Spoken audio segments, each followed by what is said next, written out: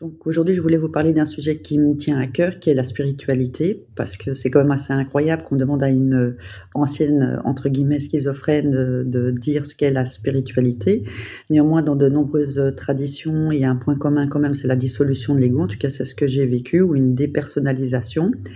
Donc on peut se demander c'est quoi? Donc en réalité, il faut savoir que dans les traditions religieuses ou spirituelles, il y a quand même un cadre, c'est-à-dire qu'on va avoir un suivi, pas à pas, un accompagnement où cette chute, cette dissolution, cette dépersonnalisation ne va pas aller trop loin, ce qui n'est pas dans ça n'a pas été mon cas en tout cas, donc tout ça doit être décortiqué,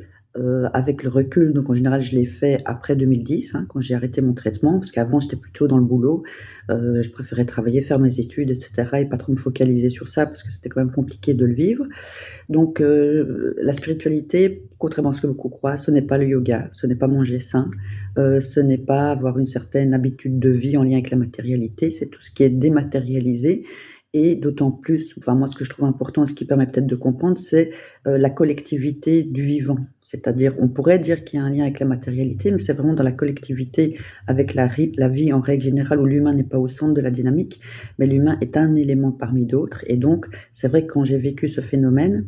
il est évident qu'on ne peut plus tuer, même une mouchette, enfin ça devient très compliqué. C'est-à-dire que quand on a cette dépersonnalisation, à la fois on n'est plus personne, mais à la fois on est un peu tout le monde. Donc on est avec cette connexion avec le tout et donc on s'imagine par exemple une, fourmi qui vit lorsqu'il y a des pluies, une inondation, un tsunami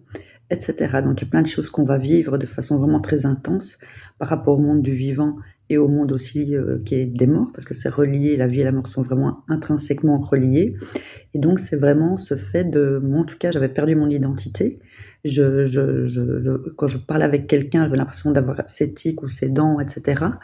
Donc c'était assez compliqué à vivre, c'était vraiment difficile et donc c'est important de dire qu'il y a vraiment un lien entre cet ego qui quelque part s'efface,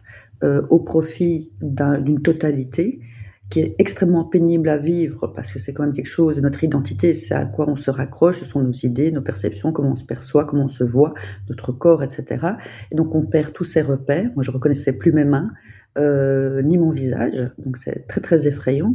mais si on arrive à passer ce cap sans être complètement détruit, on arrive à quelque chose d'assez fabuleux, qui est cette connexion avec le tout, où vraiment on fait partie d'une totalité et ça inclut vraiment un respect de la nature, du vivant, parce qu'on sait que c'est quelque chose d'extrêmement fragile et éphémère. Donc voilà, j'essaie d'être assez claire par rapport à ça, maintenant de façon extrêmement succincte et en tout cas ça amène quand même un apaisement et une valeur morale assez forte et assez ancrée qui n'est pas fluctuante comme c'est souvent le cas chez beaucoup de personnes. Voilà, je vous souhaite une belle journée. Merci.